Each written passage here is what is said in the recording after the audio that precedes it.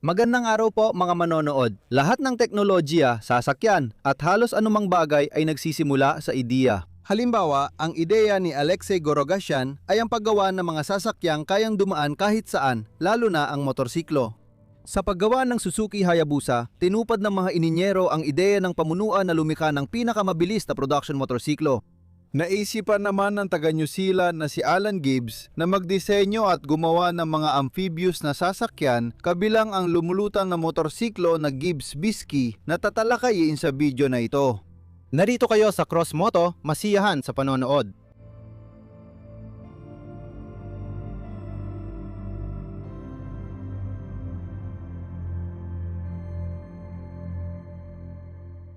Si Alan Timothy Gibbs, ipinanganak noong 1939 sa New Zealand, ay sumunod sa yapak ng ama niyang negosyante at aktibong miyembro ng National Party. Nagnegosyo siya at naging lingkod bayan din sa isang panahon. Mula 1966 hanggang 1970, Gibbs kasama ang kanyang kapatid na si Ian ay nagsikap na lumika ng kauna-unahang sasakyang gawa sa New Zealand, ang Anziel Nova. Ang unang prototype ay gawa sa fiberglass at gamit ang pyesa ng Ford Cargo. Ipinakita ito noong 1967. Gayunpaman, ang mga alitan sa pananalapi tungkol sa presyo ng proyekto at mga pagtatalo sa gobyerno ay nagdulot ng pagkamatay ng ideya ng pambansang sasakyan. Matapos nun, iba-ibang trabaho ang pinasok ni Alan tulad ng pamamahala, pananalapi at negosyo, pero interesado pa rin siya sa teknolohiya. Pagsapit ng dekada 90, napagtanto niyang di pinahahalagahan ng marami ang amphibious na sasakyan. Pinasok ni Gibbs ang niche na ito at nagbigay ng solusyon sa ilang problema ng teknolohiyang ito. Ito ay mabilis na transformasyon kapag lumilipat mula sa isang kapaligiran patungo sa isa pa at pagtiyak ng mataas na bilis ng paggalaw kapwa sa lupa at sa tubig. Ang kumpanyang Gibbs Amphibians ay itinatag noong 1996 at ang mga gawain sa pagdidisenyo ng unang mga amphibian ay sinimulan 2 taon bago yon noong 1994.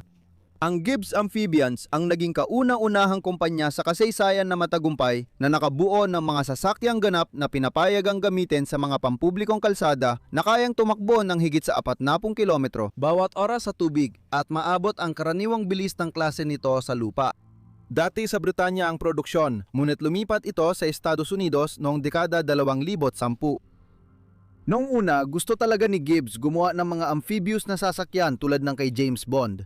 Noong 2003 inilunsad ng Gibbs Amphibians ang Aquada, isang lumulutang na sasakyan. Nilagyan ng 2.5 liter na V6 mula sa sasakyang Rover, kayang umabot ang Aquada ng hanggang 160 kilometro bawat oras sa kalsada at hanggang 50 kilometro bawat oras sa ibabaw ng tubig.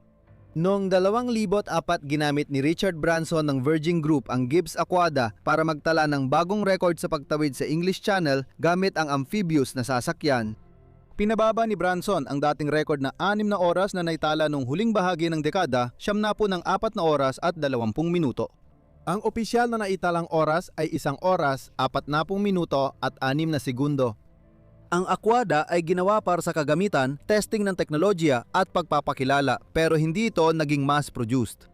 Natuklasan ni Alan na ang pagsunod sa mga pamantayan ng kaligtasan para sa isang kotse ay may kasamang napakaraming regulasyon at problema. At syempre, abala pa rin sa burokrasya. Pero ang mga sasakyan para sa aktibong libangan, tulad ng mga quad bike halimbawa, ay hindi gaanong mahigpit ang pagsusuri. Mas madali itong naipasok sa merkado. Ilan lang ang sasakyan. Ang Aquada ay para sa mga kolektor at taong may mataas na pamantayan. Pagkatapos, ipinakilala ng Gibbs Amphibians ang iba't ibang amphibious na sasakyan. Hamdingan noong 2005, Fibian noong 2012 at Quadski noong 2013. At noong 2015, nadagdag sa linya ng produkto ang modelong Quadski XL. Noong 2015 din, ipinakilala sa publiko ang lumulutang na scooter na Bisky. Ipinakilala ang motorsiklong amphibian na Bisky bilang isang maginawang sasakyan na mahusay sa lupa at sa tubig. Pinakamahalaga, kaya ni Bisky mag-transform nang hindi humihinto. Kapag nagsisimula kang kumasok sa tubig, pinipindot mo ang isang button sa manibela, ang mga gulong ay pumapasok sa katawan at ang 2 water jet na nasa gilid ng likurang gulong ay inilalagay sa posisyon para gumana. Mabilis din ang pagbabalik, basta sa tamang pampang ito gawin. Sa haba na 235 cm lapad na 73 cm at bigat na 225.28 kg, ito ang pinakamaliit sa lahat ng high-speed amphibious platform ng Gibbs at malamang na ito rin ang pinaka-advanced sa teknolohiya. Ang scooter ay nilagyan ng 2 silindrong inline, 4 na stroke, 500cc 55 horsepower na makina.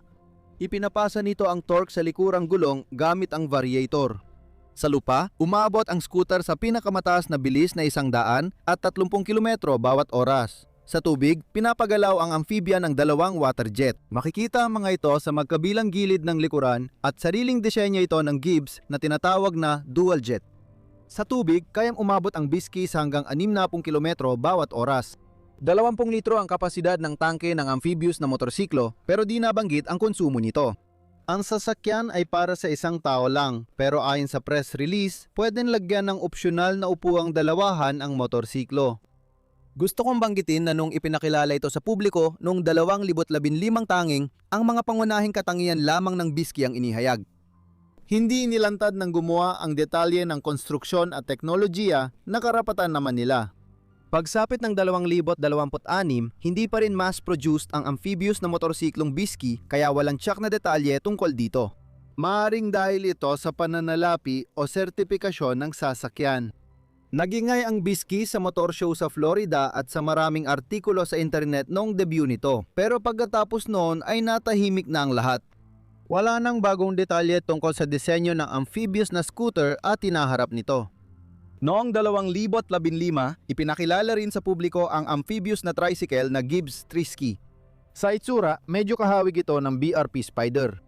Nilagyan ang tricycle ng 2 silindrong turbo engine na may lakas na 135 horsepower. Ang pinakamatagumpay pagdating sa dami ng naibenta ay ang Quadski. Noong 2013 hanggang 2016, humigit kumulang 1,000 lumulutang na quad bike ang nagawa na may presyong $42,000 bawat isa. Kahit limitado ang impormasyon sa Gibbs Trisky, nais ko pa ring suriin ang mga kalamangan at kahinaan ng amphibious na motorsiklo. Tiyak, ang pangunahing kalamangan nito ay ang pagsasama ng 2 sasakyan sa isa, motorsiklo at jet ski. Siyempre, may mga tao na siguradong matutuwa ng husto sa ganitong pagsasama. Ngayon, talakayin natin ang mga kahinaan. Ang pangunahing kahinaan ni Trisky ay ang pagsasama ng mga function. May metapora tungkol sa pato, naglalakad, lumilipad, lumalangoy siya, pero hindi mahusay sa alinman. Ang pagtatangkang pagsamahin ang motorsiklo at jet ski ay nagdulot ng ilang mga hindi inaasahang epekto. Ang panlabas na anyo ng Biski ay mapagtatalunan. May mga taong matutuwa dito, may mga taong pangit ang tingin dito, depende na lang sa panlasa. Ang hugis nito ay idinisenyo para sa isang layunin lang, ang mapanatili ang paglutang at katatagan sa tubig. Tulad sa demo video, matatagang sasakyan para akyatin ng adultong lalaki mula tubig papunta sa amphibious na motorsiklo. Pero sa lupa, kailangan mong pasanin ang mga float na ito at mas kakaiba pa ang itsura ng Biski kaysa sa touring bike na may bagahe. May mga taong duda sa kakayahan ng scooter sa lupa dahil sa lapad nito, pero ibabahagi ko ang opinyon ko. Maayos ang katawan ng scooter at ang pagliko ay depende sa karanasan. Kailangan lang masanay sa laki ng amphibian. Tungkol sa kakayahan sa pagmamaneho, may napansin akong iba. Ang wheelbase ng Biski ay 1,790 mm. Napakahaba nito at siguradong kaya ito mahaba ay dahil kailangan din itong gumalaw sa tubig. Sa madaling salita tungkol sa wheelbase, ang mahabang wheelbase ay nagbibigay ng magandang directional stability pero hindi ito ganong liksi. Maganda ito para sa mga cruiser at tourer. Baliktad naman ang maikling base, bagay ito sa sports bike, street at motard. Ang wheelbase ng Biski ay 95 mm na mas mahaba pa ito kaysa sa Honda Goldwing 1800. Dahil dito, ang Biski ay bagay sa mga tuwid na daan at malalawak na liko, pero hindi sa pagsingit sa traffic. May tanong din kung paano magre-react ang amphibian kapag sumalok ng alon ang nguso nito. Paano naapektuhan ng gulong at wheel well nito ang kontrol at kaligtasan? Alam kong may mga eksperto sa Gibbs na gumawa ng kalkulasyon at pagsubok, pero may alinlangan pa rin ako. Sa totoo lang, 9 kilo lang ang dagdag bigat ng Biski kumpara sa Yamaha T-Max Maxi Scooter.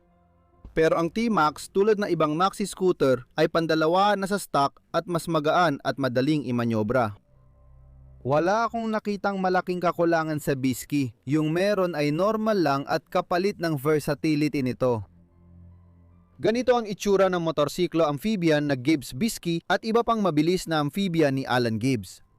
Kakaibang motorsiklo at may karapatan itong umiral. Pero hindi pa malinaw ang kinabukasan ng proyekto at hindi pa mabibili ang Bisky. Hindi pa sigurado kung uusad pa ang proyekto. Posibleng may ibang kumpanyang gagawa rin ng prototype. Ibahagi ang opinyon ninyo sa motorsiklong amphibian. Sa tingin ninyo, may kinabukasan ba ang ganitong disenyo? Sa puntong ito, nagtatapos na ang aking kwento. Kasama ninyo ang Cross Moto Channel. Salamat sa panonood, hanggang sa muli!